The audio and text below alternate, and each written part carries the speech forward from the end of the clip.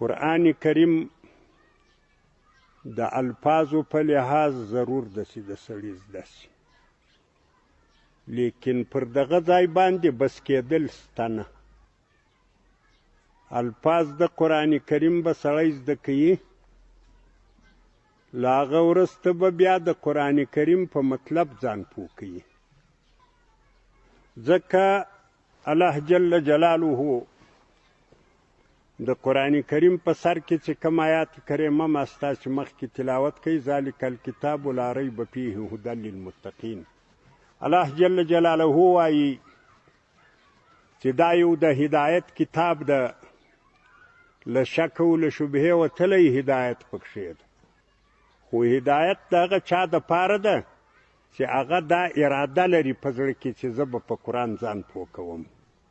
نو چې کله دې له قرآن کریم له الفاظو وروسته د قرآن کریم په معنا هم ځان پوه کوي، د قرآن کریم په مقصد هم پوه سوې، له هغه وروسته انسان په خپل د انسانیت په چوکاټ کې راځي. کله کله داسې پیښه سي چې د قرآن کریم په مقصد سړی ځان پوه نه کړي، خالي الفاظ د قرآن کریم یې زده وي. نو دغه خالي الفاظ کله وسیله د فخر و د تکبر جوړ سي، بیا پر ځای د دې چې سړی د منفعت امید ځینې کوي په ضرر کې تمام سي. د علماو ته معلومه ده، حدیث کې راځي نبی علیه الصلاة والسلام وایي چې الله به د قیامت په ورځ 3 کسان حاضر کړي. یارې به یو مجاهد حاضر کړي چې دنیا کې دې څه کار کاوه، هغه به وایي چې یا الله ستا د دین په خاطر مې سر پر لاس اخیستی و، تر څو چې خپله ګرانه وینه مې تو کړه ستا په لار کې شهید شو، دغه کار مې کړی. الله جل جلاله وایي چې ستا سره خو اخلاص نه و، صدق نه و، خلوص نیت نه و، د دغه دپاره دې جهاد کاوه چې یو څوک تا ته یو دلاور انسان ووایي، هغه یې په دنیا کې درته وویل ډېر په دلاوري مشهور وي، نوره بدله دې نسته، د کم کار دپاره چې دې دغه کار کړی ده بس هغه ده. نو دا سړی الله دوزخ ته اچي. البته که چیرې سړی مومن و خو د خپلې ریا او دغه بدله به ورکړي، بیا به جنت ته ولاړ شي. بل سړی راولي، هغه ته وایي چې تا زندګي څنګه تېره کړه، هغه وایي الله زه د قرآن کاري وم. چیرې چې به جلسه جوړېده زما په تلاوت به شروع کېده، وخت مې مصرف کړی و قرآن کریم ته، ښه مې زده کړی و، په تجوید مې وایو، دا ستا کلام ته مې ټول وخت ورکړی و. الله جل جلاله وایي چې هغه تا د ده دپاره دا کار کړی و، خلوص نیت نه و. تا ویل چې دی وایي فلانی ډېر ښه قاري صاحب دی، هغه شهرت دې هلته درلودی، بدله دې په دنیا کې اخیستې ده، نور بدله دې نسته. بیا به یو بل سړی راوغواړي چې تا څه کول، هغه وایي یا الله ما چې مال په ډېر محنت ګټلی و، هغه مې پر مساکینو و، پر علماو و، پر مجاهدینو مصرفاوه. الله جل جلاله به ورته وایي چې خلوص نیت دې نه و، د خپل شهرت و، د خپل نامه دپاره دې دا کار کاوه. نو حدیث کې راځي چې دا 3 کسان به الله ملائکو ته حکم وکړي چې دا دوزخ ته بوځي.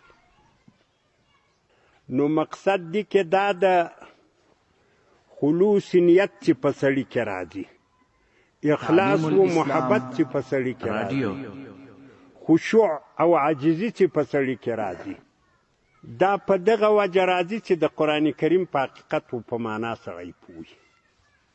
نو قرآن کریم دغه درس سړي ته ورکوي، ځکه قرآن کریم کې د الله جل جلاله عظمت لویي بیانیږي، د الله جل جلاله کمالات بیانیږي، او د انسانیت د کارخانې احتیاجات بیانیږي.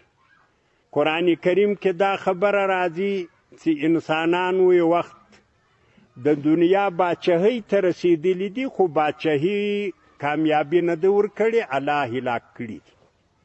انسانانو ډېر مال و دولت پیدا کړی ده، خو دې کامیابي نه ده ورکړې، الله هلاک کړي دي. انسانانو باقي یو قسم بدني قوت راغلی ده، خو الله کامیابي نه ده ورکړې، الله هلاک کړي دي. انسانانو په زندگی باندې پوهی راغلی ده، خو دې کې کامیاب سوي نه دي، الله هلاک کړي دي. نو انسان چې په خپل ځان کې کم څه د کمال وسیله بولي هغه په حقیقت کې د کمال وسیله نه د قرآن کریم د ټول انسانیت تاریخ درته بیانوي. انسان کې کمال یو شی ده، یو شی چې په انسان کې موجود شي دا په انسان کې کمال ده، لکه د الله جل جلاله بندگی. انسان کې تر ټولو لوی افتخار، لوی کمال، لوی سعادت، لوی نیکبختی د الله جل جلاله بندگی ده چې انسان کې بندگی راشي. بندگی د یو عجز و د انکسار نوم ده، او دغه درس قرآن کریم درکوي. د الله عظمت لویي به در وپېژني او ستا کمزوري به وپېژني، هغه اسباب به در وپېژني چې په یوه سبب کې هم د انسان کامیابي نشته. نو انسان به پر خپل معیار برابر راسي، بندگی به تسلیم کی، عبودیت به تسلیم کی، د الله جل جلاله عظمت لویي به زړه کې راسي. دغه مسله د قرآن کریم په معنا کې سته. نو الفاظ هم ضرور دي، الفاظ حتمی دي، لیکن وسیله و معنا ته دي. که مصاحبانو چې قرآن کریم په لفظ د کړی د الله د ځینې راضي شي. الله دې نورم دا قدرت ورکړي چې د قرآن کریم په مقصد ځان پوه کړي، د قرآن کریم په معنا ځان پوه کړي. ضروري خبره دا ده چې سړی د قرآن کریم په مقصد او په معنا پوهېږي. څوک چې د قرآن کریم په مقصد نه پوهېږي، په مطلب یې نه پوهېږي، د هغه زندګي دغه یې تېرېږي. قرآن کریم د ایمان حقیقت هم درته ښیي چې ایمان د دغه شي نوم ده. د انسانیت حقیقت هم درته ښیي چې انسان دغه ته ویل کېږي. د زندګي طریقه هم در ښیي چې دغه ډول به ژوند تېروي.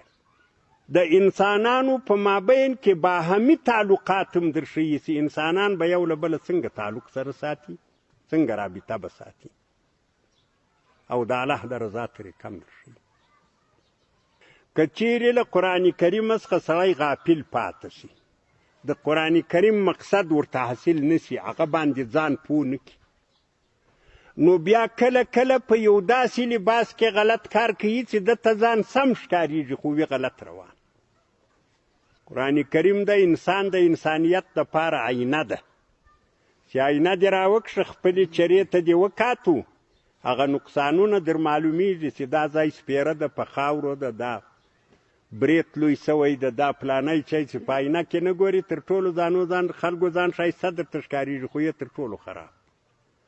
هر وخت به قرآن کریم باندې خپله چره عرضوي.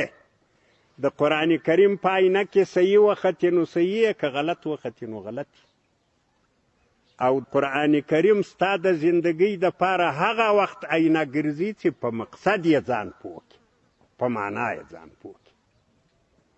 مخکې مولوي صاحب د آیات کریمه ووایو الرحمن علم القرآن. الرحمن اقرأ القرآن یې نه ده ویلی چې خالی قرآن ورته ووایو، علم القرآن چې قرآن یې ور زده کوي. د الله د رحمانیت مصداق انسان په هغه وخت کې ګرځي چې په قرآن ځان پوه کړي. نو اصلي پوهي مقصد پوهي چې په قرآن کریم باندې راله، قرآن کریم باندې ځان پوه